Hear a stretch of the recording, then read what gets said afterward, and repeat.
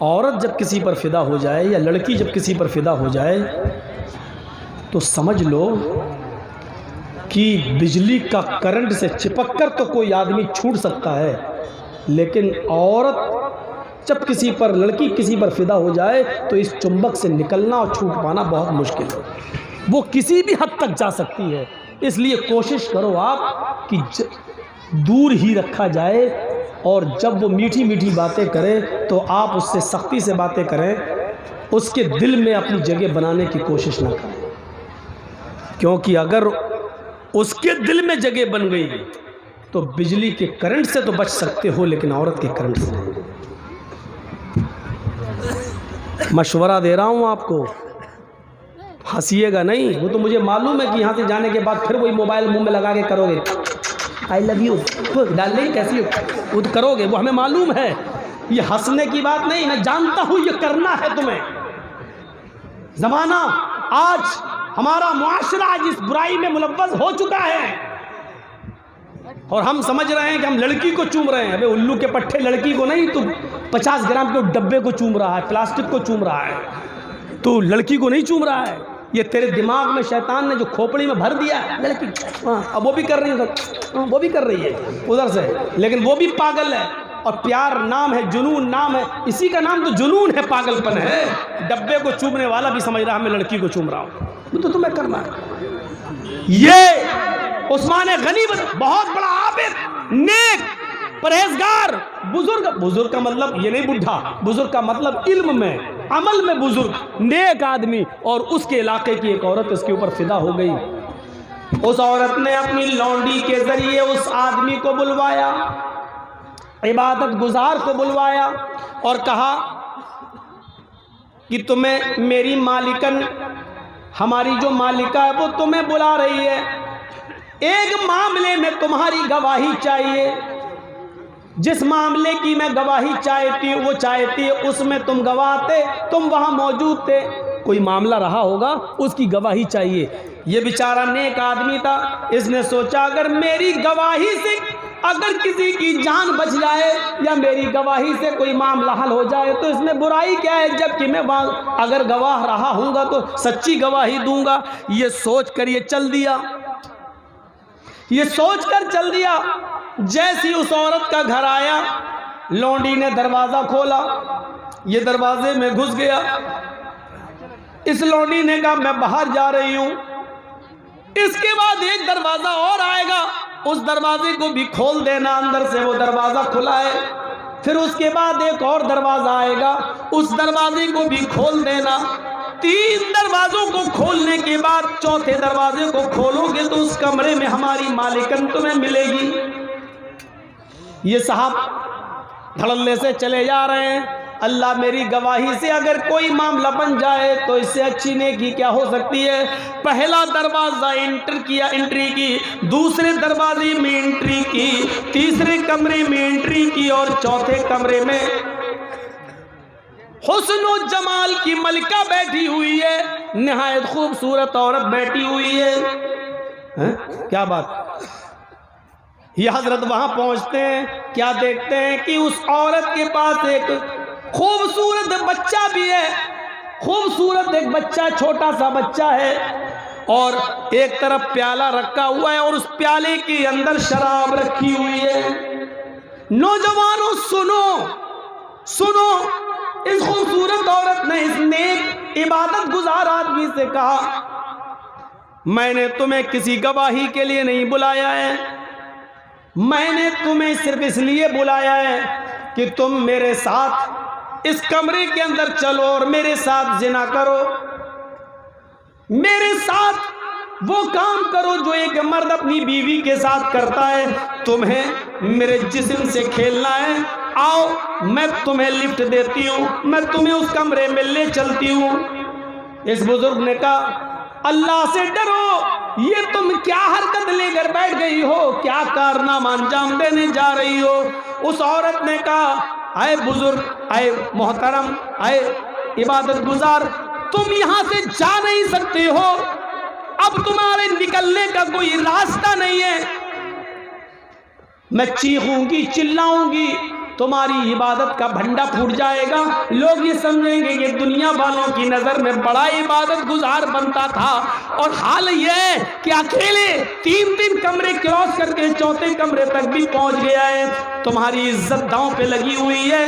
انسان کی ایک بار عزت چلی جائے تو وہ مرنا پسند کر لیتا ہے، ذلیل ہو کر رہنا پسند نہیں کرتا۔ سنو، یا تو میرے ساتھ زنا کرو، اور اگر زنا نہیں کر سکتے ہو تو دوسرا کام یہ کہ یہ چھوٹا بچہ ہے، یہ چاقو میں تمہیں دیتی ہوں، اس چھری سے اس بچے کو قتل کر دو۔ اس بچے نے میرا کیا بگاڑا؟ کہ یہ بھی نہیں کر سکتے تو پھر یہ شراب کا پیالہ رکھا ہوا ہے، یہ شراب کا پیالہ تمہیں پینا پڑے گا، یہ شراب کا جام تمہیں پینا پڑے گا۔ نوجوانوں اب سنو، آئے شراب کے رسیا اور دلدادہ لوگوں، اب سنو، شراب کو اپنے ہونٹوں پر لگانے والے جوانوں اب سنو۔ اس آدمی نے سوچا، اے اللہ، بچنے کا کوئی راستہ نہیں ہے، زنا بڑا گناہ ہے، یہ کرنے کے لیے میرا دل آمادہ نہیں ہے، زنا سے بڑا گناہ قتل ہے، قتل بھی میں اس بچے کا کر نہیں سکتا، اے اللہ شراب بھی حرام ہے لیکن مجبوری ہے میری، اس لیے قتل سے اور زنا سے بچنے کے لیے میں شراب پی لیتا ہوں، کیونکہ بچنے کا کوئی راستہ نہیں ہے۔ اور اس عورت نے 3 کاموں میں سے ایک کام کرنے کو کہا ہے، یا تو زنا کرو میرے ساتھ، یا اس بچے کو قتل کرو، یا شراب پیو۔ اے اللہ، میری نظر میں سب سے ہلکی چیز یہ ہے، قتل سے بھی ہلکی اور زنا سے بھی ہلکی چیز یہ ہے کہ میں شراب پی لوں۔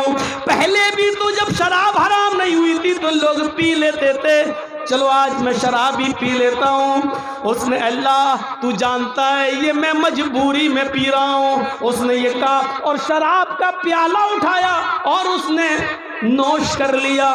جیسی اس نے شراب پی، اس شراب کی اندر ایک اور نشے کی اشیاء ملی ہوئی تھی، اس نے شراب پی، شراب پیتے ہی غنود کی طاری ہو گئی، جنون اس کی اوپر طاری ہو گیا، اس شراب کے نشے نے اس کی عقل زائل کر دی۔ اس عورت نے اس کو چھری دی اور کہا، اب تمہیں چنتا کس چیز کی ہے، اس بچے کو بھی قتل کر دو۔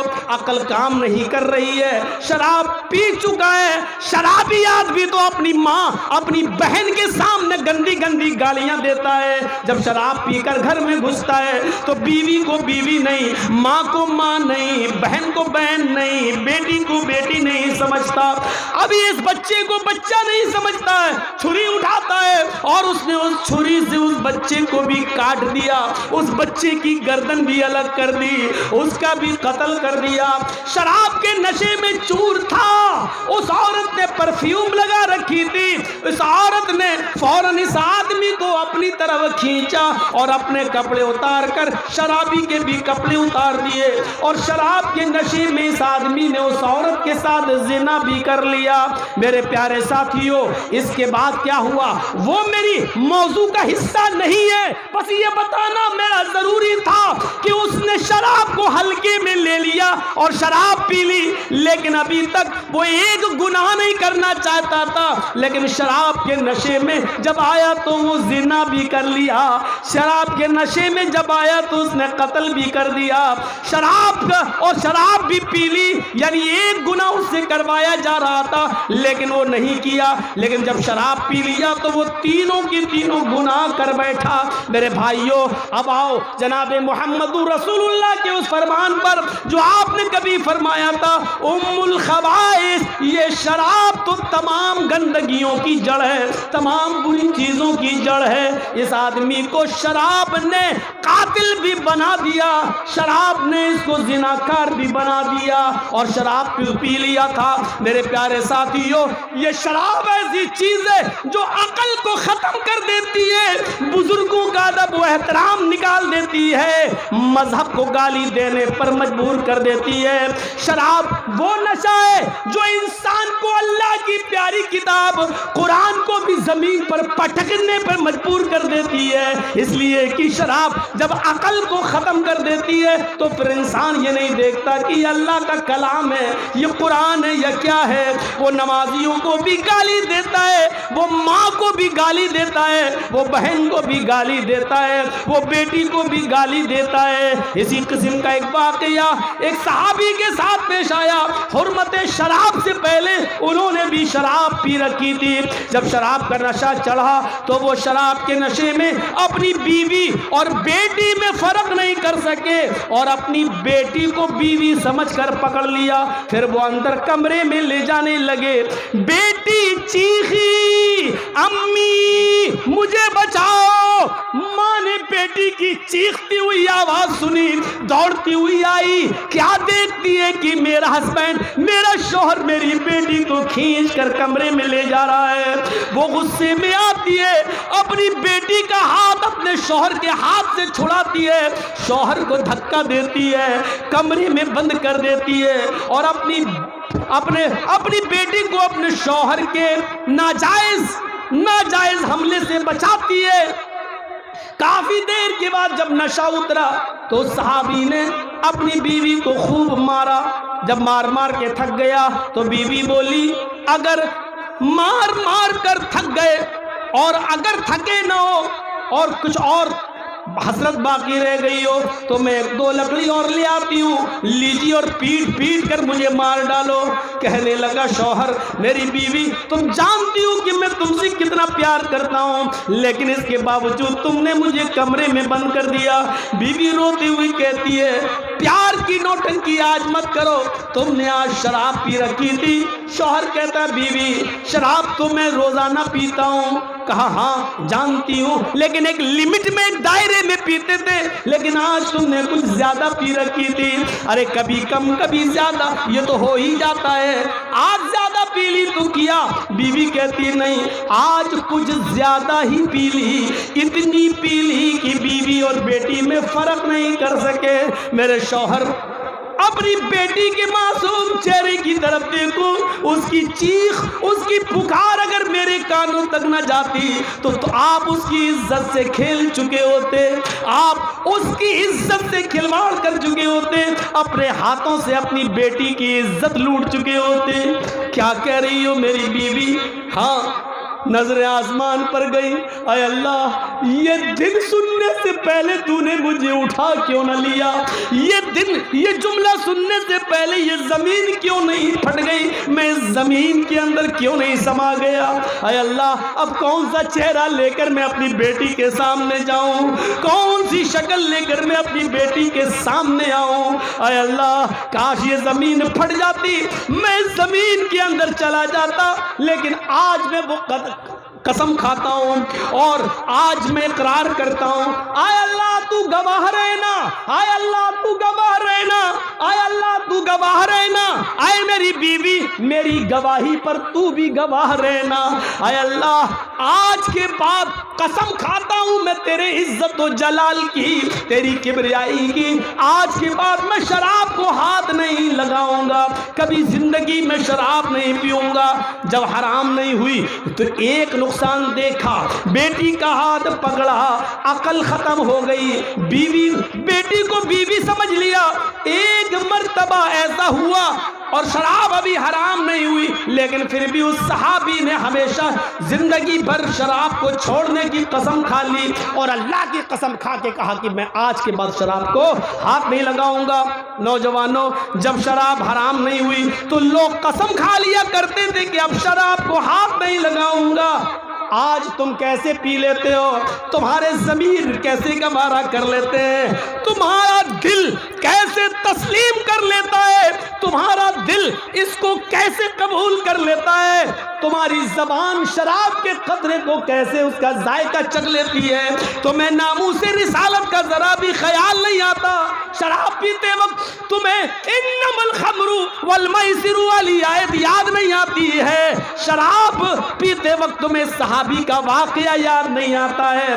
شراب پیتے وقت تمہیں حرمت شراب کی آیتیں تمہارے ذہن سے کیسے نکل جاتی ہیں؟ نبی اکرم کا فرمان آپ کی عزت و آبرو کا لحاظ کیسے تمہارے دل و دماغ سے نکل جاتا ہے، سمجھ میں نہیں آتا۔ اپنے آپ کو مسلمان کہنے والے نوجوانوں، کیسے شراب کا کٹورا، پیالہ، بوتل تمہارے ہاتھوں میں آ جاتی ہے اور تم اس کو پی جاتے ہو، جبکہ یہ شیطان کی غلاظت ہے، اپنی اور دوسروں کی گندگی سے بڑھ کر گندگی ہے، اس کی سے زیادہ گندی ہے اور ناپاک ہے، اور پھر تم اس کو پی لیتے ہو۔ کیسے تمہارے ہونٹ اس کو اپنے ہونٹوں سے چپکا لیتے ہیں اور اس کا ذائقہ چکھ لیتے ہیں۔ تمہاری عزت و آبرو کیسے اس بات کو گوارا کر لیتے؟ پوری تقریر شراب، کہیں نہیں ہٹے ہیں آج ہم۔ شرابی کو چڑھا دو پھر دیکھو۔ ایک بار ناچ گانا ہو رہا تھا، بخاری کے اندر یہ واقعہ موجود ہے۔ حضرت حمزہ شراب کے نشے میں بیٹھے اور گانے والی کا گانا سن رہے ہیں۔ حرام نہیں ہوئی تھی نا؟ ہاں، کیسے ناچ رہی ہے، گا رہی ہے۔ کمر مٹکانے والے اس وقت بھی تھے، آج بھی ہیں۔ اب وہ حضرت حمزہ کے پاس آ گئی کیونکہ بڑے بہادر تھے نا، آ کر کہتی ہے، حضرت علی کی اونٹنی وہیں گھوم رہی تھی، بڑی خوبصورت اونٹنی تھی حضرت علی کی، اب وہ چاہتی تھی کہ اس اونٹنی کی کلیجی ہمیں مل جائے، تو حضرت حمزہ کو اکسا دیتی ہے، الا یا حمزہ للشرف النبا، اے حمزہ تو موٹی اونٹنیوں کے لیے پیدا ہوا ہے، تیرے لیے اس اونٹنی کا پیٹ پھاڑ کر اس کی کلیجی نکال کر مجھے دینے میں کیا لگتا ہے تجھے؟ شراب کے نشے میں دھت تھے، عقل جا چکی تھی۔ ہاں اچھا، بڑی خوش ہے، چلو اس کو اونٹنی کی کلیجی چاہیے، دے دیتا ہوں۔ بڑھے، کھنجر لیا، حضرت علی کی اونٹنی کو مارا، کلیجہ نکالا، لے کے آئے، لے جا۔ ادھر حضرت علی کو پتہ چلا میری اونٹنی کا پیٹ پھاڑ دیا، مر گئی۔ کہا یہ کیا کیا آپ نے میری اونٹنی کے ساتھ؟ شراب کے نشے میں تھے، الٹا سیدھا بولنے لگے۔ حضرت علی بھاگتے ہوئے اللہ کے نبی کے پاس آئے، اے اللہ کے رسول، حضرت حمزہ نے تو میری اونٹنی کا پیٹ پھاڑ دیا، دیکھو شراب کے نشے میں کیا کیا بول رہے ہیں۔ اللہ کے رسول ان کے ساتھ گئے، چلو جیسی چلے، فرمایا چچا یہ کیا کیا، اتنی پیلی،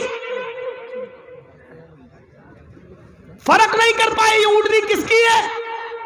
ایک ناچنے اور گانے والی کو آپ نے حضرت علی کا اونٹ پھاڑ کر، اونٹنی پھاڑ کر اس کا کلیجہ دے دیا۔ حضرت حمزہ کا دماغ کام نہیں کر رہا تھا شراب کے نشے میں، کہتے ہیں سب میرے باپ کے غلام ہو، بھاگو یہاں سے۔ اللہ کے رسول نے کہا یا علی اس وقت ان کا دماغ کام نہیں کر رہا ہے، اور دیوار پر سر پھوڑنے سے اپنا ہی سر پھوٹے گا، بہتر یہ ہے کہ اس وقت ان کے منہ نہ لگا جائے، کیونکہ اس وقت ان کے منہ لگنے سے اپنی بے عزتی کرانا ہے، جب یہ ہوش میں آئیں گے تب ان سے بات کی جائے گی۔ اس پورے واقعے سے کیا پتہ چلا؟ شرابی تعریف پسند ہو جاتا ہے، اس کو چڑھا دو تو کسی کو قتل بھی کر سکتا ہے، کسی کا مال بھی چرا سکتا ہے، ڈاکہ بھی ڈال سکتا ہے۔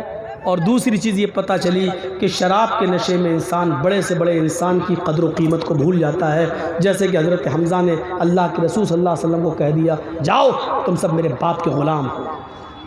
بڑے سے بڑی ہستی بھی اس کی نظر میں کچھ نہیں ہوتی۔ اور نوجوانوں، دل چاہتا ہے تم اٹھ کے جا رہے ہو، سردیوں کی سخت راتیں ہیں، ہمیں معلوم ہے، جنوری کا مہینہ بہار اور بنگال میں پروگرام کا مہینہ نہیں ہے، میں جانتا ہوں، لیکن آپ لوگوں کی ہمت کو داد دیتا ہوں کہ آپ نے اتنی سردی میں بھی پروگرام کرایا، لیکن جی چاہتا ہے کہ ایک واقعہ آپ کے سامنے سناؤں۔ سنو، آپ جہاں جانا چاہیں شوق سے جائیں، لیکن ایک ریکویسٹ ہے، اس واقعے کو ضرور سن لیں۔ اس واقعے کو حافظ احمد ابن حجر الاسقلانی نے اپنی مشہور اور مایہ ناز کتاب الاصابہ فی تمیز الصحابہ کے اندر نقل کیا ہے۔ اس واقعے کو سننے کے بعد آپ کو محسوس ہوگا کہ شراب پینے والے کی عزت کیا ہے، شراب پینے والا کتنا منحوس ہے، شراب پینے والے کے لیے اللہ کے نبی کے صحابہ نے اس کے لیے کیا حد متعین کی ہے، اس واقعے سے آپ کو اندازہ لگ جائے گا۔ اس واقعے کو سنیے۔ اللہ کے نبی نے جب شراب کی حرمت کا اعلان کر دیا، اس کے بعد آپ 4-5 سال مدینے میں رہے، شراب حرام ہو گئی، 4-5 سال مدینے میں رہے، اللہ کے نبی اس دنیا سے چل بسے۔ اب سنیے، اللہ کے نبی کے انتقال کے بعد کون خلیفہ بنا؟ ابو بکر صدیق۔ حضرت ابو بکر صدیق بھی 2 سال خلیفہ رہے اور ان کا بھی انتقال ہو گیا۔ اب خلیفہ کون بنا؟ حضرت عمر فاروق۔ حضرت عمر فاروق بھی اپنی زندگی کے 4 سال گزار چکے، 10 سال خلیفہ رہے، 4-5 سال کا زمانہ ان کا بھی گزر گیا۔ اب سمجھ لو، جو لوگ اللہ کے نبی کے زمانے میں زندہ تھے، حضرت عمر فاروق کے زمانے تک وہ کتنے بوڑھے ہو چکے ہوں گے۔ اس میں ایک بوڑھا صحابی اور اس کا نام ہے قدامہ ابن مظعون۔ یہی بیٹھ کے اتنی جرت، سنیے، ایک بوڑھا صحابی۔ نوجوانوں، تمہاری عبرت کے لیے یہ واقعہ، ایک بوڑھا صحابی، عمر کوئی 75-80 سال کے قریب، 50 بیماری میں ملوث ہو چکے ہیں، اپنے بیٹوں سے کہتے ہیں کہ مجھے اٹھاؤ۔ ان کا بیٹا سہارا دیتا، تب وہ مسجد میں نماز پڑھنے آتے۔ ان کا بیٹا جب ان کو لاٹھی پکڑ کے لاتا، تب وہ بیچارے گھر کے اندر آتے۔ قدامہ ابن مظعون کو 50 بیماریوں نے گھیر رکھا ہے، لیکن اذان کے وقت مسجد میں جاتے، نماز پڑھ کے مسجد سے نکلتے، اپنے گھر آ جاتے۔ ایک رات ان کی طبیعت میں کافی بگڑ گئی، ان کی طبیعت۔ یہ کیا ہوا ہے؟ انا للہ۔ مائک ٹھیک ہے، آپ لوگ سنتے رہیے، اٹھیے گا بس اپنے اپنے موبائل جلا لیجئے تھوڑا سا۔ یہ واقعہ بڑا زبردست ہے، اس لیے میں آپ کو سنا رہا تھا۔ حضرت قدامہ ابن مظعون رات کی تاریکی کے اندر، رات کے اندھیرے کے اندر ان کو کافی درد بڑھ گیا، ان کی پسلیوں میں درد ہونے لگا، ہڈیوں میں درد ہونے لگا۔ یہ بوڑھے صحابی درد سے کراہنے لگے اور ان کو نیند نہیں آ رہی تھی۔ آپ توجہ دیں تو ہم سنائیں۔ ان کو نیند نہیں آ رہی تھی، پہلے سے 20-50 بیماری میں مبتلا تھے، لیکن آج درد کی وجہ سے یہ بستر پہ کروٹیں بدل رہے ہیں۔ گھر کے کسی فرد نے کہا آپ کو نیند نہیں آ رہی ہے اور تکلیف بہت زیادہ ہے، شراب کی ایک چھوٹی سی بوتل رکھی ہوئی ہے، ایسا کریے کہ 2-4 گھونٹ پی لیجئے، تھوڑی سی شراب میں تمہیں پلا دیتا ہوں۔ جب شراب پی لو گے تو غنودگی آ جائے گی اور درد کا احساس نکل جائے گا اور آرام سے تمہیں نیند آ جائے گی۔ صبح ہو کر کسی طبیب کے پاس، کسی حکیم کے پاس آپ کو لے چلوں گا۔ ہوتا ہے گھر میں بہت تیز درد ہو رہا، برداشت نہیں ہو رہا ہے، تو نیند کی گولی لیو، کھا لی۔ اور سنیے، نیند کی گولی کھانے کا بھی وہی حکم ہے جو شراب کا ہے۔ ایک بات یاد رکھیے گا، آپ کو نیند نہیں آ رہی، درد ہو رہا، آپ نے اٹھائی نیند کی گولی کھا لی، جائز نہیں ہے۔ ہاں، اگر آپ کو کوئی doctor MBBS MS doctor MD doctor آپ اس کو دکھا رہے ہیں، اس کو اپنی بیماری بتا رہے ہیں، وہ آپ کو دوا لکھتا ہے، اس کو معلوم ہے کہ اس کو کتنے پوائنٹ اور کتنے پاور کی دوا دی جانی چاہیے۔ جب وہ لکھے گا اور اس کی لکھی ہوئی دوا اگر آپ استعمال کرتے ہیں تو آپ پر کوئی گناہ نہیں ہے، لیکن اپنی مرضی سے آپ نے لے لی تو پتہ نہیں اس پاور زیادہ لیا یا پاور کم لیا۔ آپ کو تو نیند چاہیے، درد ہے، آپ کو چاہیے تھا 0.25، آپ نے لے لی 0.5۔ آپ کو چاہیے تھا چوتھائی ڈوز، آپ نے لے لیا آدھا ڈوز، آپ کو چاہیے تھا 4 آنے بھر، آپ نے لے لیا 1 ڈوز 1 روپے بھر۔ یہ شراب کے حکم میں داخل ہے، شراب کے حکم میں۔ سنیے، قدامہ ابن مظعون کو کسی نے مشورہ دیا، انہوں نے کہا ٹھیک ہے، لاؤ نیند تو آ جائے گی آرام سے، اور ویسے بھی مجبوری ہے، میں تو بیمار ہوں اور نیند نہیں آ رہی ہے۔ انہوں نے تھوڑی سی شراب پی لی۔ نوجوانوں، انہوں نے تھوڑی سی شراب پی لی اور پھر ان کو نیند آ گئی، وہ سو گئے۔ فجر کی نماز کے بعد حضرت ابو ہریرہ رضی اللہ تعالیٰ عنہ اور دوسرے صحابہ کے ذریعے عمر فاروق رضی اللہ تعالیٰ عنہ کو یہ اطلاع ملتی ہے، کیا ہے امیر المومنین، آج کی رات قدامہ ابن مظعون جو 50 بیماری میں مبتلا ہیں، آپ ان کی عیادت کے لیے ان کے گھر بھی جا چکے ہیں، لیکن کل رات میں ان کو اتنا درد ہوا کہ ان کو تھوڑی سی شراب پینا پڑی تاکہ ان کو سکون مل جائے۔ حضرت عمر نے کہا، کیا اس بات کی تم گواہی دیتے ہو کہ کل کی رات میں قدامہ ابن مظعون نے تھوڑی سی شراب پی لی تھی؟ کہاں؟ گواہوں نے گواہی دے دی کہ قدامہ ابن مظعون نے تھوڑی سی شراب پی۔ حکم نافذ ہوتا ہے حضرت عمر فاروق کا کہ قدامہ ابن مظعون کو دربار خلافت میں لایا جائے۔ ان کے بیٹے قدامہ ابن مظعون کو اپنے کاندھوں پر سہارا دیتے ہیں اور ان کو پکڑ کے لاتے ہیں، حضرت عمر فاروق کے پاس ان کو کھڑا کر دیتے ہیں۔ حضرت عمر فاروق اب ڈائریکٹ سوال کرتے ہیں، شیخ محترم، میرے بزرگ محترم، میرے پاس ایسی خبر آئی ہے کہ کل کی رات تم نے تھوڑی سی شراب پی رکھی تھی۔ حضرت قدامہ ابن مظعون مسکرا کر جواب دیتے ہیں، ہاں اے امیر المومنین، آپ کو تو معلوم ہی ہے کہ مجھے کتنی بیماریاں ہیں، اور آپ کو یہ بھی معلوم ہے کہ میں اکثر بیمار رہتا ہوں اس عمر میں۔ آپ تو میری عیادت کے لیے میرے گھر میں بھی آ چکے ہیں اور میری شفا اور صحت کے لیے دعا بھی کر چکے ہیں۔ کل کی رات مجھے بہت سخت درد ہوا، حکیم کے پاس جانا یہ میرے بس میں نہیں تھا، رات کو اٹھنا، اندھیرے میں جانا اور ٹھوکر کھا کے کہیں گر جانا یہ میرے بس میں نہیں تھا، اس لیے میں نے بحالت مجبوری، حد درجہ مجبوری، میں نے تھوڑی سی شراب کے صرف 3 یا 4 گھونٹ میں نے پی لیے تاکہ مجھے سکون سے نیند آ جائے، میں آرام سے سو جاؤں۔ امیر المومنین، میں شرابی نہیں ہوں، بس رات میں سکون کے ساتھ سونے کے لیے میں نے تھوڑی سی شراب پی لی۔ حضرت عمر فاروق کی آنکھوں میں آنسو آ گئے اور روتے ہوئے کہتے ہیں، قدامہ ابن مظعون، افسوس ہے کہ تم نے میرے سامنے بھی سچائی کا اعتراف کر لیا اور ہمارے سامنے حد نافذ کرنے کے علاوہ کوئی چارہ کار نہیں ہے۔ اے قدامہ ابن مظعون، ہمارے اور تمہارے نبی جناب محمد رسول اللہ نے شراب کا 1 گھونٹ ہی کیوں نہ کسی نے پیا ہو، اس پر 40 درے 40 کوڑے مارنے کی حد جاری کی ہے۔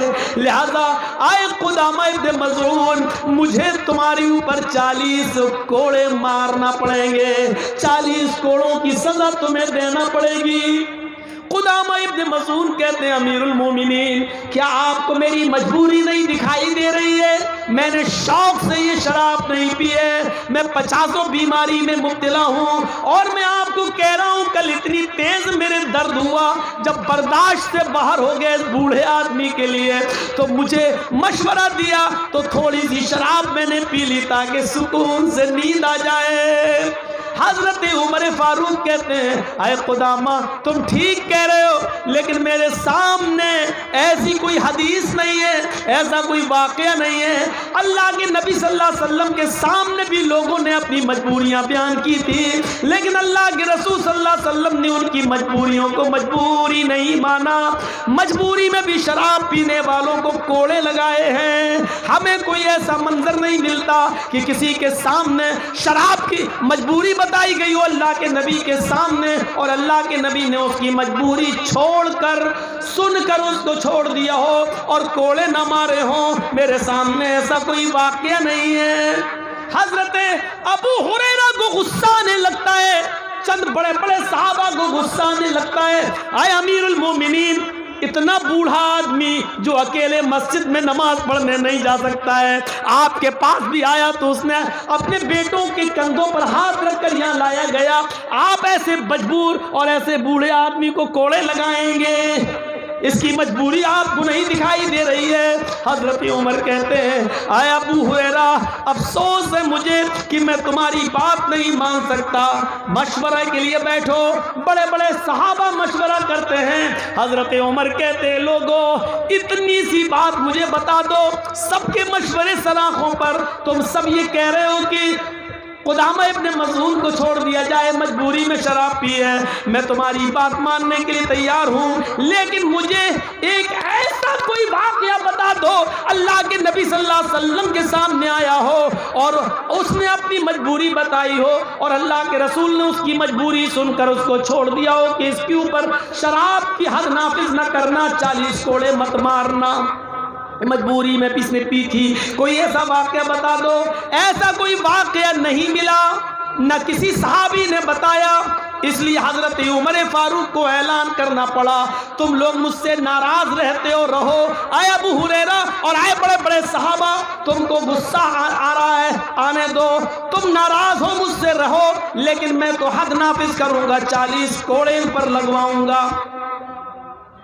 پھر میٹنگ ہوتی ہے، اچھا ایسا کرو، اس میٹنگ میں یہ طے ہوتا، سارے صحابہ اجازت دیتے ہیں، امیر المومنین آپ کو کوڑے مارنا ہے ماریے، آپ حاکم ہیں، امیر المومنین ہے، ٹھیک ہے، لیکن میری گزارش یہ ہے، سارے مشورے لینے والے صحابہ نے مشورہ دے رہے ہیں، حضرت قدامہ ابن مظعون کو اتنے دنوں کے لیے مہلت دے دو کہ یہ تھوڑے سے تندرست ہو جائیں، طاقت آ جائے ان کے اندر، اپنے آپ اٹھنے لگیں اور اپنے آپ چلنے لگیں، اتنے دن کے لیے ان کو چھوڑ دو کہ یہ اٹھنے بیٹھنے لگیں، چلنے پھرنے لگیں، اتنے دن کے لیے ان کو چھوڑ دو، جب یہ اٹھنے پھرنے لگیں گے اور طبیعت میں تھوڑا سدھار ہو جائے تب ان کے اوپر کوڑے مار لینا۔ حضرت عمر کے آنکھوں میں پھر آنسو آ گئے، روتے ہوئے کہنے لگے، اے ابو ہریرہ اور اے میرے عظیم صحابیوں، تمہاری بات میں نے سن لی، لیکن افسوس میں تمہاری اس بات کو بھی نہیں مان سکتا، اس لیے اگر میں نے ان کو چند دنوں کی مہلت دے دی، ہفتے 10 دن کی 20 دن کی اگر ان کو مہلت دے دی کہ چلو جب تمہاری طبیعت صحیح ہو جائے گی تب ہم تمہیں کوڑے ماریں گے، لیکن یہ بتاؤ اگر ان کی طبیعت صحیح ہونے سے پہلے میرا ہی انتقال ہو جائے اور میں اس دنیا سے چل بسوں تو قیامت کے دن میں اپنے رب کو کیا منہ دکھاؤں گا؟ میرا رب مجھ سے پوچھے گا کہ جب شراب پینے کی بات تو نے سن لی تھی، پھر تیری ذمہ داری تھی امیر تھا کہ حد جاری کرتا، پھر تو نے ایک مجرم کو کیسے چھوڑ دیا؟ میں اپنے رب کو کیا منہ دکھاؤں گا؟ اے میرے صحابیوں، میرے عظیم ساتھیوں، میں تمہاری یہ بات بھی نہیں مان سکتا، افسوس ہے اب آج ہی مجھے قدامہ ابن مظعون کے پیٹھ پر آج ہی کوڑے مارنا پڑیں گے۔ ایک کوڑا مارنے والے کو بلایا جاتا ہے اور کہا جاتا ہے کہ تم حضرت قدامہ ابن مظعون کو 40 کوڑے مارو۔ قدامہ ابن مظعون بیچارے لاغر ہیں، بوڑھے ہیں، کمزور ہیں، 50 بیماری میں مبتلا ہیں، اس کے بعد بھی باوجود ایک بڑے صحابی ہے، مجبوری میں تھوڑی سی شراب پی رکھی ہے، لیکن اس جرم میں آج ان کو 40 کوڑے مارے جا رہے ہیں۔ 40 کوڑے ان کو مارے گئے، حضرت عمر نے ان کو چھوڑا نہیں، ہر کوڑے پر ان سے زیادہ تکلیف عمر کو ہو رہی ہے، لیکن حد جاری اس لیے کر رہے ہیں کیونکہ یہ قرآن کا حکم ہے، یہ محمد رسول اللہ کا فرمان ہے۔ 40 کوڑے جب ان کو مار دیے گئے تو ان کو گود میں اٹھا کر قدامہ ابن مظعون کو ان کے بستر پہ لایا گیا۔ پھر حدیث کی کتابیں کہتی ہیں، تاریخ کی کتابیں کہتی ہیں کہ میرے بھائیوں اس کے بعد قدامہ ابن مظعون 1 سال 2 سال یا 3 سال تک زندہ رہے، لیکن 40 کوڑے کھانے کے بعد پھر ان کی جتنی زندگی بچی پھر وہ پوری زندگی بستر سے اٹھ نہیں سکے، ان کی ساری نمازیں بستر پہ ہوئی، ان کی لیٹرین پیشاب و پائخانہ بستر پہ ہوا، ان کی ہڈیوں میں اتنی طاقت نہ رہی کہ وہ اٹھ سکے، اور 40 کوڑے کھانے کے بعد وہ اسی بیماری کے اندر ان کا انتقال ہوتا ہے۔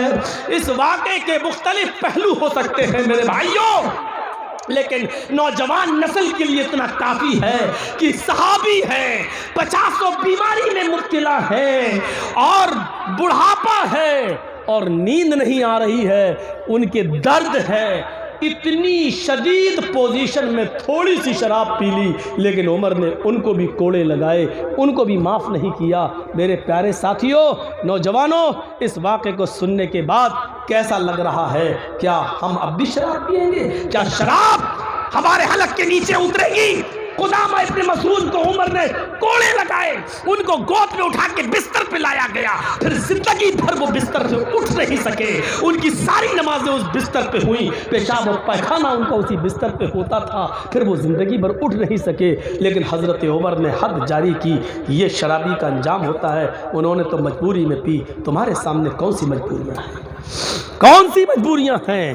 اللہ کے رسول نے کبھی کہا تھا ان بنی اسرائیل تفترق علی 72 ملتا، میری بنی اسرائیل قوم بنی اسرائیل 72 فرقوں میں بٹ گئی تھی، وَسَتَفْتَرِقُ أُمَّتِي عَلَىٰ 73 مِلَّةٍ، میری امت 73 فرقوں میں بٹے گی، حَذْوَ النَّعْلِ بِالنَّعْلِ، جیسے دونوں جوتے برابر ہوتے ہیں ویسی میری امت میں اور بنی اسرائیل میں کوئی فرق نہیں ہوگا۔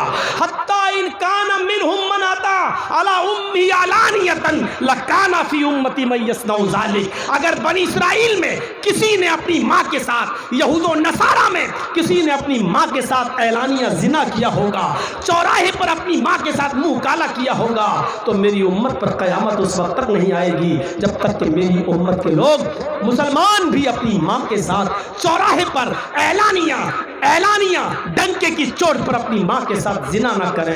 میرے بھائیوں، اللہ کے نبی فرماتے اس وقت تک قیامت نہیں آئے گی، قیامت سے پہلے یہ امت دیکھے گی کہ اس امت کا نوجوان اپنی ماں کے ساتھ زنا کرے گا، اپنی بہن کے ساتھ زنا کرے گا، اپنی بیٹی کے ساتھ زنا کرے گا۔ اور سن لو اے نوجوانوں، اگر کسی نے اپنی ماں کے ساتھ زنا کیا، اپنی بہن کے ساتھ زنا کیا، اپنی بیٹی کے ساتھ زنا کیا، تو یہاں تک پہنچانے والی اگر کوئی چیز ہوگی تو یہی شراب ہوگی، یہی شراب، کیونکہ اس سے زیادہ عقل پر ڈاکہ ڈالنے والی کوئی چیز نہیں ہوتی۔ اگر چاہتے ہو کہ میرے ہاتھوں سے میری ماں کی عزت و آبرو بچی رہے، چاہتے ہو کہ میرے ہاتھوں سے میری بہن اور میری بیٹی کی عزت و آبرو بچی رہے، تو آج سے یہاں سے اٹھو تو قسم کھا کر اٹھو کہ آج کے بعد میں شراب کو کبھی ہاتھ نہیں لگاؤں گا۔ مستقل اور مکمل شراب کے اوپر یہ میرا پہلا موضوع ہے۔ اپنی 20 سالہ زندگی کے اندر، 20 سالہ تقریری دور کے اندر مستقل مکمل پوری تقریر شراب کے اوپر اگر میں نے کی تو آج کی ہے۔ میرے بھائیوں، اس کو آپ نوٹ کریے، مکمل شراب کے اوپر۔ اور اب میری گھڑی میں 50 ہو چکے ہیں، مجھے 2 بجے نکلنا ہی تھا، 10 منٹ کے لیے میں یہاں بیٹھا ہوا ہوں صرف اس ادارے کے خاطر جو لاک ڈاؤن میں بند رہا ہے۔ میرے بھائیوں، اس مدرسے کے خاطر جن کے اساتذہ کی تنخواہیں باقی ہیں، اگر آپ چاہتے ہیں کہ علماء باقی رہیں، طلباء عالم بن کر نکلیں، تو آپ مجھ سے کتنی محبت کرتے ہیں یہ مجھے دیکھنا ہے۔ آپ لوگ اپنے اپنے کیمرے ہٹا لو، نہیں تو لوگ پیسے لے کے آئیں گے تو آپ پھر کہو گے کہ کیمرہ ٹوٹ گیا۔ میرے ہاتھ میں آپ کتنا دیتے ہیں، مجھے آپ کی محبت دیکھنا ہے۔ اس ادارے کے لیے، میرے لیے نہیں، اس ادارے کے لیے میں صرف 2 بجے تک یہاں بیٹھا ہوں، اس کے بعد میں روانہ ہو جاؤں گا۔ آپ جتنا دے سکیں، 20، 50، 100، 200، 500، 1000 آپ لائیے۔ میری محبت میں دیکھتا ہوں اس ادارے کو آپ کیا دیں۔ مدرسوں کی رونق پھر سے بحال ہو جائے، اس کے لیے آپ دعا کیجیے۔ مدرسے ہماری جان ہیں، ہماری روح ہے۔ دعا کیجئے کہ مدرسوں کی وہی رونق جو پہلے تھی پھر سے لوٹے۔ کتنے اساتذہ کو تنخواہیں نہیں مل سکیں اور کتنے مدرسے بند ہو چکے۔ اور کتنے مدرسے ایسے ہیں جو بند ہونے کی بالکل کگار پر کھڑے ہیں۔ دعا کیجیے اللہ تبارک و تعالیٰ سے کہ بار الہ تو ان مدارس اسلامیہ کی حفاظت فرما اور ان مدارس اسلامیہ کو پہلے کی طرح یہ چلتے رہیں، اس کے لیے تو اسباب مہیا فرما۔ بڑی مؤدبانہ گزارش ہے آپ سے اور گھسیا گھاٹ والوں آپ سے، اگر اسلام میں ہاتھ جوڑنا جائز ہوتا تو میں ہاتھ جوڑ لیتا آپ کے، دامن پھیلانا جائز ہوتا تو میں دامن پھیلا لیتا آپ کے سامنے۔ تھوڑی سی شانتی کا مظاہرہ کر دو، تھوڑی دیر سکون کے ساتھ بیٹھ جاؤ۔ یہ موبائل اور چینل والے کیمرہ سیٹ کرنے میں اتنا ٹائم لگاتے ہیں، مجھے لگتا ہے کہ کسی کو نئی دلہن بنانے میں اتنا ٹائم نہیں لگتا ہوگا اس سے زیادہ یہ لوگ ٹائم لگا دیتے ہیں۔ اپنے ٹائم لگائیے اور خاموشی کے ساتھ بیٹھ جائیے۔ کیمرے اتنے اونچے نہیں ہونا چاہیے کہ دوسروں کو تکلیف ہو، وہ دیکھ نہ سکیں۔ دیکھنا ضروری ہے، اگر بغیر دیکھنا تقریر سننا ہوتا تو یہ موبائلوں میں اپنے گھر بیٹھے ہی بھی سن سکتے تھے۔ یہ بیچارے دیکھنے آئے ہیں اور ان کے دیکھنے کی وجہ سے ہی میرے اوپر اتنی نظر لگ چکی ہے کہ میں جیسے پہلے تھا ویسے ہی آج ہوں، 1 انچ موٹا نہیں ہوتا ہوں۔ یہ ان کی نظر لگنے کا نتیجہ ہے۔ تو بہرحال یہ کوئی مذاق نہیں ہے، میں حقیقت بتلا رہا ہوں۔ لوگ آئے ہیں، دیکھنا بھی چاہتے ہیں، سننا بھی چاہتے ہیں، تو ان کو ڈسٹرب نہیں ہونا چاہیے۔ جو لوگ ادھر سے ویڈیو بنا رہے ہیں، موبائل چلا رہے ہیں ادھر سے، ان سے گزارش ہے کہ وہ اس بات کا خیال رکھیں کہ ان کے پیچھے بھی کوئی آدمی کھڑے ہیں، ان کو دیکھنے میں دقت نہ ہو، اس لیے بیٹھ جائیں نہایت ادب کے ساتھ۔ میں تو بول رہا ہوں، آپ کو کیوں بول رہے ہیں؟ یہی پرابلم ہے۔ اب سمجھ میں آیا کہ دیکھیے آپ لوگ ایک دوسرے کو بیٹھانے کے لیے ہنگامہ نہ کریں، نہیں تو وہ 3 نمازی والا معاملہ ہوگا، تینوں حالات نماز پر گفتگو کر لیں گے تو ایسا نہیں۔ اب سمجھ میں آیا کہ تیجسوی کی لہر کیسے بدل گئی بیچاری، اور نتیش پھر دوبارہ کیسے آ گئے۔ تھوڑی سی عقل مندی سے کام لیا ہوتا ہم نے آپ نے تو آج کسی اور کی سرکار ہوتی، لیکن یہ ہماری عقل ہے۔ خیر چلیے، میں یہاں سے کانگریس جیتا ہوں۔ تو میں اپنی بات کو اب بڑھاتا ہوں آگے، اور سماج کے اندر ایک بہت ہی بری ایک برائی جو جنم لے رہی ہے اور نوجوانوں کو اس بری عادت نے اپنا دل دادا بنا لیا ہے اور گرویدہ بنا لیا ہے، اور یہ نوجوان نسل اس بری چیز کے پیچھے تیزی سے دوڑ رہا ہے۔ میں اس پر کچھ روشنی آپ کے سامنے ڈالنا چاہتا ہوں، اور سماج کے اندر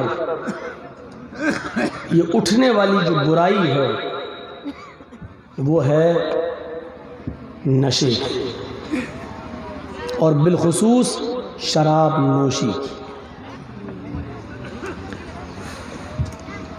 31 دسمبر کو میں رات کے 1 بجے تک جاگتا رہا۔ سوشل میڈیا پر میری نظر تھی، انڈیا میں کہاں کہاں کیا ہوگا اس کو دیکھ رہا تھا، لیکن برائی اپنے ہی علاقے میں ملی۔ جیسے ہی 11:55 ہوئے اور پھر 56، 57، 58، 59، اور جیسے ہی رات کا 12 بجتا ہے اور 1 جنوری شروع ہوتی ہے، جشن منایا جاتا ہے۔ رات کے اندر میرے پاس فون آیا، کیا کر رہے ہیں؟ میں نے کہا دیکھ رہا ہوں بامبے میں کیا ہو رہا ہے، دلی میں کیا ہو رہا ہے، جشن کیسے منایا جا رہا ہے، تھوڑا سا نظر ڈال رہا ہوں۔ کہتے ہیں مولانا دور مت جائیے، آپ اپنی بستی کے اندر بھی نظر ڈال سکتے ہیں۔ نوجوان لڑکے اور لڑکیوں نے شراب پی، مسلمانوں نے پی، ہمارے اپنوں نے پی، صرف لڑکوں نے نہیں لڑکیوں نے بھی پی، اور شراب پی کر ہی وہ خاموش نہیں ہوئے، پھر ایک دوسرے کے ہاتھ میں ہاتھ ڈال کر انہوں نے ڈانس بھی کیا۔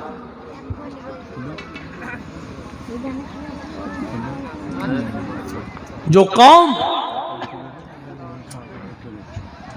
یہ احساس اپنے دماغ سے نکال چکی ہے کہ NRC اور CAA کی تلوار کبھی بھی اس کی گردن پر رکھی جا سکتی ہے،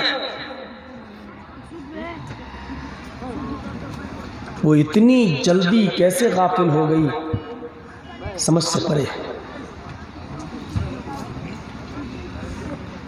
اور جب حالات اس اسٹیج پر پہنچ جائیں کہ نئے سال کی شروعات شراب نوشی سے ہو اور ڈانس سے ہو، لڑکے اور لڑکیوں کی عریانیت سے ہو، تو پھر قوم کے سربردہ، قوم کے سرپنچ اور اس سماج کے معزز لوگوں کے لیے سوچنے اور سمجھنے کا ایک سنہرا موقع ہے۔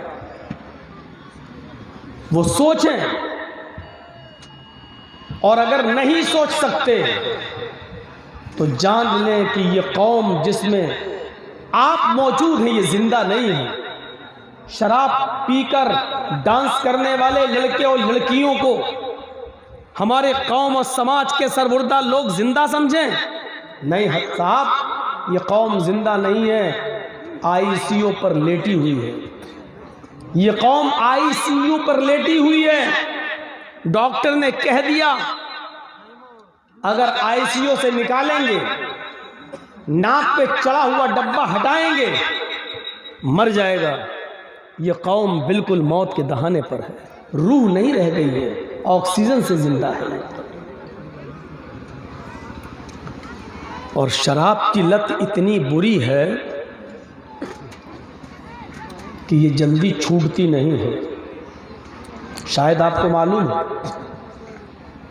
عرب کے اندر محمد الرسول اللہ صلی اللہ علیہ وسلم کی آمد سے پہلے، آپ کے نبی بننے سے پہلے،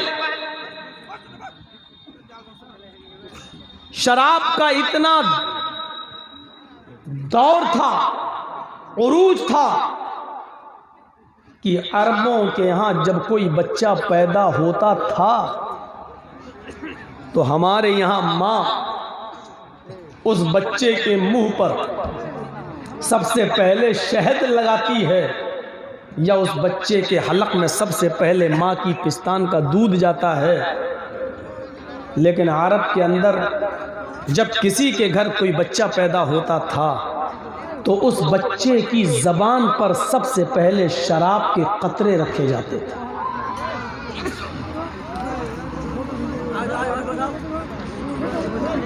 رگ رگ میں، عربوں کی رگ رگ میں شراب بسی ہوئی تھی، رچی ہوئی تھی۔ ارے بیٹھتے کیوں نہیں ہو آپ لوگ؟ سامنے سے کھڑے ہیں، دوسروں کو ڈسٹرب کر رہے ہیں، بیٹھیے نا آپ وہاں پر۔ یار میں اپنی تقریر سناؤں یا دوسروں کی سنوں؟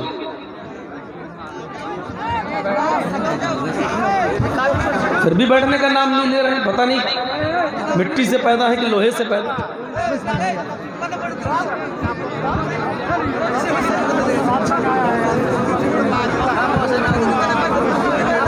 ہندی میں سمجھا چکا ہوں، یہ لوگ دیکھیں گے، بغیر دیکھے ان کی سمجھ میں نہیں آئے گا، آپ دیکھنے ہی نہیں دے رہے۔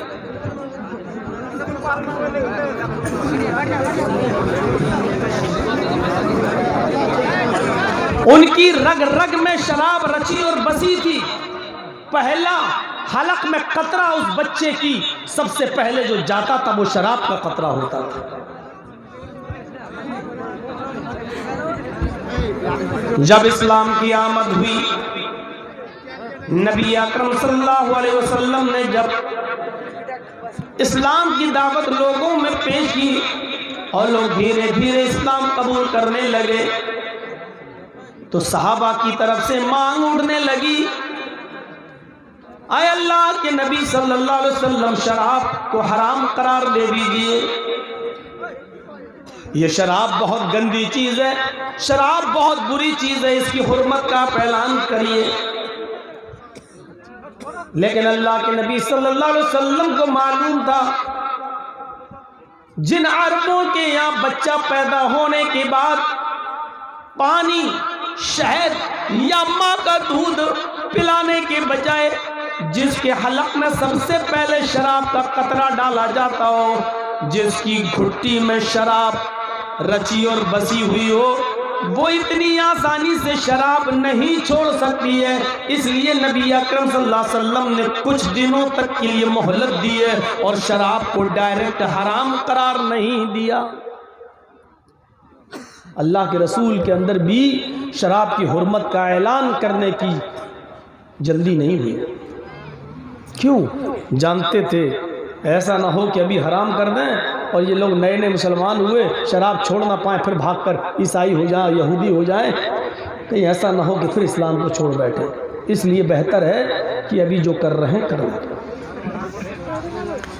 حضرت عمر فاروق رضی اللہ تعالیٰ عنہ جیسی ہستی بار بار مشورہ دے رہی ہیں، اے اللہ کے نبی یہ شراب بہت خراب چیز ہے، آپ شراب کی حرمت کا اعلان کر دیجئے۔ اور آپ فرماتے تھے اے عمر نہیں، ابھی شراب کو حرام اگر قرار دے دوں گا، حرام کر دوں گا تو یہ لوگ کہیں اسلام سے نہ پھر جائیں۔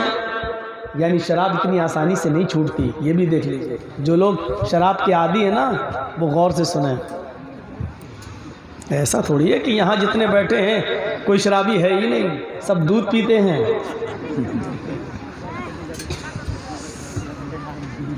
نوجوان نسل کتنی تیزی سے شراب کی طرف بڑھ چکی ہے، اس کا اندازہ اس بات سے لگایا جا سکتا ہے کہ ہندوستان میں، انڈیا میں جو سواستھ وبھاگ ہے، سواستھ وبھاگ، اس کی طرف سے خبر آتی ہے کہ ہر 5 میں سے 1 آدمی شرابی ہے۔ 10 میں سے بھی 1 نہیں ہے، 100 میں سے بھی 1 ہوتا تو چلو یہ کہا جاتا ہے 1%۔ 5 میں سے 1 شرابی۔ اب آپ سوچ سکتے ہیں 100 میں 20 شرابی،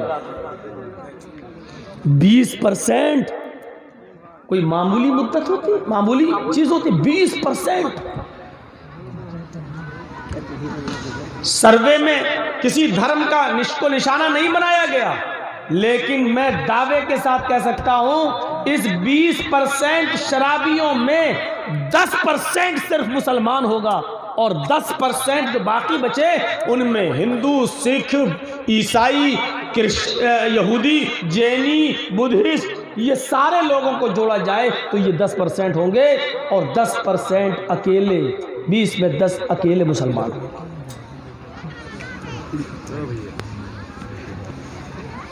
میں اس کو یقین کے ساتھ نہیں کہہ سکتا ہوں، لیکن مسلمانوں میں جو شراب پینے کی تعداد بڑھتی جا رہی ہے اس سے اندازہ لگا کر میں یہ بات کہہ رہا ہوں، میرا آئیڈیا غلط بھی ہو سکتا ہے۔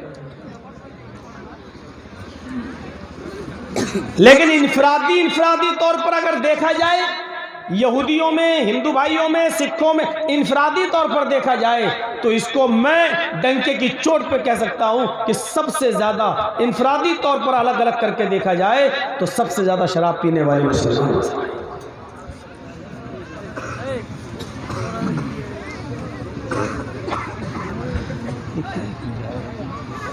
جلدی اللہ کے نبی صلی اللہ علیہ وسلم نے بھی شراب کی حرمت کا اعلان نہیں کیا، مختلف مراحل سے گزرنا پڑا۔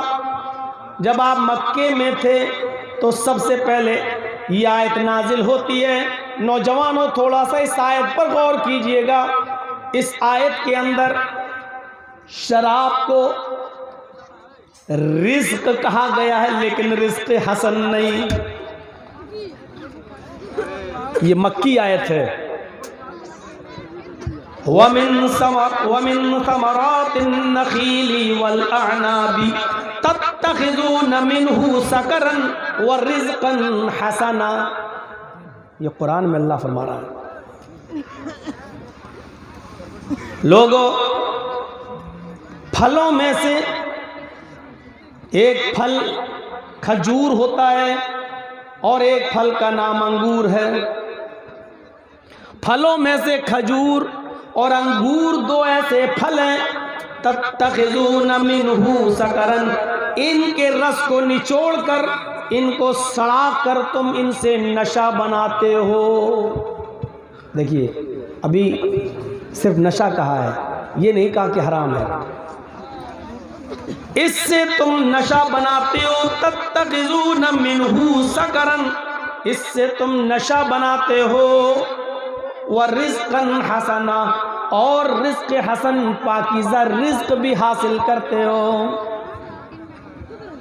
کھجور کو اور انگور کے رس کو نچوڑ کر سڑا کر اس کو نشہ کر دیا جائے تو اس کو کہا گیا کہ یہ سڑا کر نشہ بناتے ہو، یہ پیتے ہو تم، یہ تمہارے لیے رزق تو ہے لیکن رزق حسن نہیں ہے۔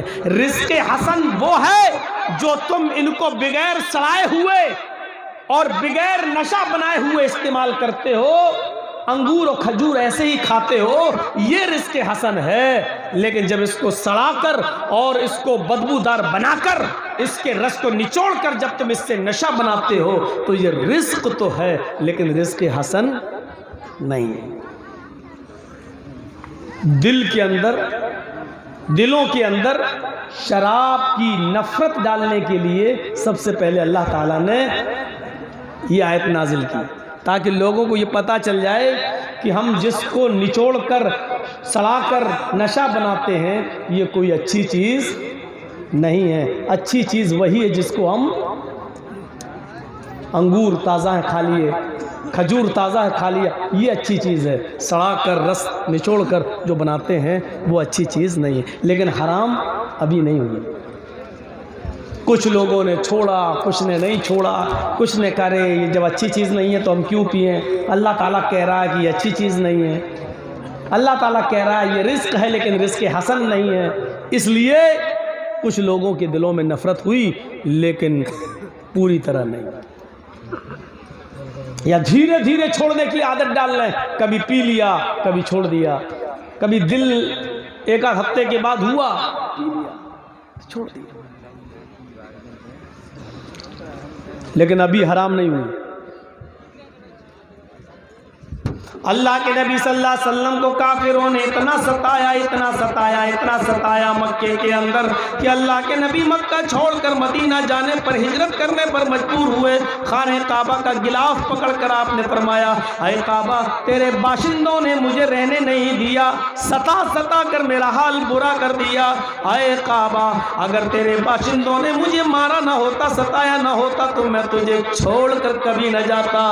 ہجرت کرنے پر اللہ کے نبی مجبور ہو جاتے ہیں، ہجرت کر کے جب مدینہ جاتے ہیں اور آپ کے ساتھ آپ کے صحابہ بھی پیچھے پیچھے بہت سے لوگ مدینے آ جاتے ہیں، بہت سے صحابہ مکے سے ہجرت کر کے مدینہ جاتے ہیں۔ یہ مدینے کے اندر بھی بہت سی اچھائیاں تھیں، بہت سی خوبیاں تھی مدینے والوں میں، لیکن شراب جیسی بری عادت، شراب نوشی جیسی بری عادت مدینے کے لوگوں کے اندر بھی موجود تھی۔